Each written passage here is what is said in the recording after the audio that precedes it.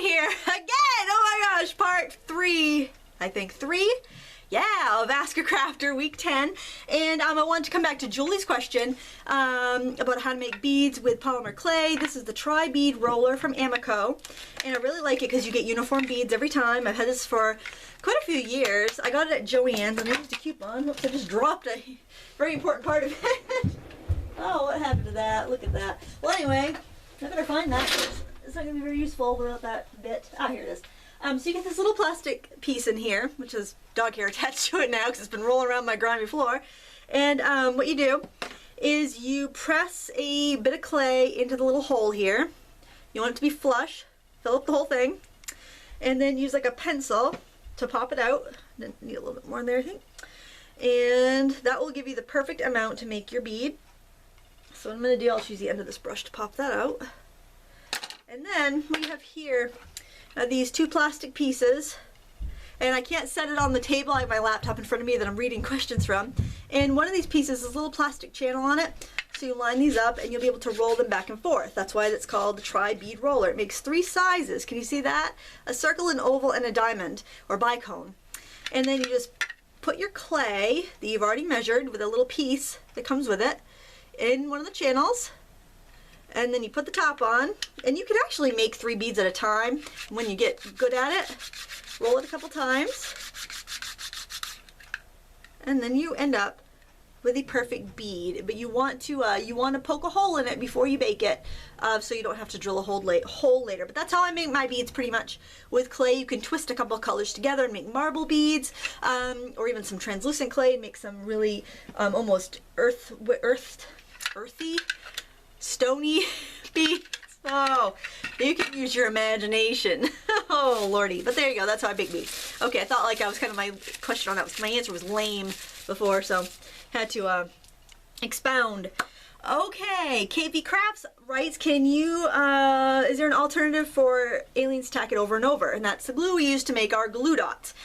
There's a Scrap Happy glue. Stamp Doctor and the Rubber Cafe sell it. They each have it under their own brand names, but it's the same glue as far as I know. But it's more expensive. Aleene's, you get, what is that, you get 4 ounces for $4 for the Aleene's Tack It Over and Over, and the Scrap Happy I think is $6 or $7 for 2 ounces. So the Aleene's is a better deal.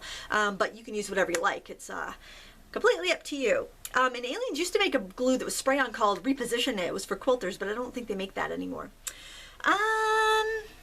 Oh, and let's see. Oh, KV Crafts also wants to know how to make an embossing pad refill in an anti-static pad. Okay, this is my homemade anti-static pad, or it's like the Embossing Buddy is the brand name, and it's basically baby powder or cornstarch. I think I use cornstarch. I gotta sniff it to make sure. And I just sewed a little pouch out of cotton and filled it with cornstarch and sewed it shut, and there you go. You can also take a circle of fabric, plop on some baby powder or cornstarch, gather up the edges and secure it with a rubber band. It'll work just as well. No need to buy one, so easy to make.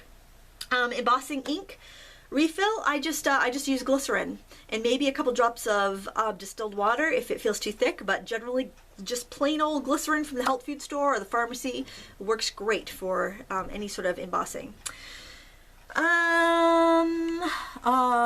The Jen Bar wants to know if I have any alternatives for distress paints. Distress paint is acrylic paint, acrylic craft paint. I haven't used it, but I can't imagine it's any different than the bottles of acrylic paint that you get, except it's got a dauber top. You can buy empty dauber top bottles at Oriental Trading. I think you get 12 for I think it's 12 for about $7 or $8. You can fill that with the acrylic paints you want, and then you'll have that convenient little bottle of paint. Just plain acrylic craft paint, I think, will do you just fine. And if you want a crackly finish, you can buy Crackle Medium. I like the Plaid brand.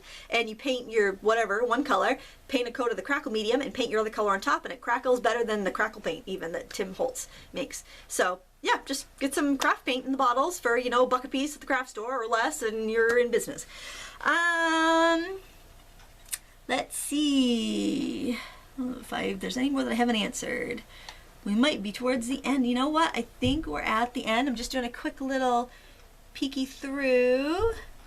I think I've got it all, because sometimes it shows duplicates after I've typed a comment in. Oh, I did find another one. Selena Golo had another question. My pal likes Waso Bright White 80-pound. What do you think about that brand and type of paper? Yikes, more than one question. Thanks so much for your videos. Great job. Gosh, I used that. I think I did get some of that from a print shop once and it was fine. I don't know if it blended as well as the Nina. Nothing that I found really blends quite as well as the Nina. Paper Tray Ink White is really nice too. But yeah, if you find a great white cardstock that you like, stick with it, and also leave a comment so other people can know too. I think we've got it. By George. Yeah, I'm sorry for this. I'm just kind of going through to make sure I didn't miss anybody. I hate to miss somebody. I hate it when I forget to mention somebody's name to the answer question. So I try not to do that. I try to mention names when they ask a question. Yeah, I think that's it. Well, I want to thank you so much for watching and for asking questions. And oh, I think I might have one other one. Let me just check it out.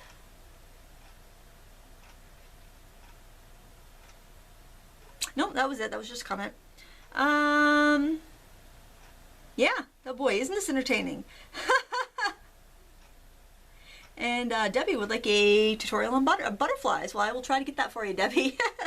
Alright, well that's it. I want to thank you so much for watching and putting up with these three videos. 3 videos, because there was a 4th one, but I had to redo it. Isn't that bad? These made the cut. The ones you're watching today actually made the cut. So there you have it. Ask a Crafter. If you have a question that you would like me to answer, leave a comment and I'll get back to you next week with one of these flawlessly well-produced Ask a Crafter videos. Yeah, till next time, happy crafting.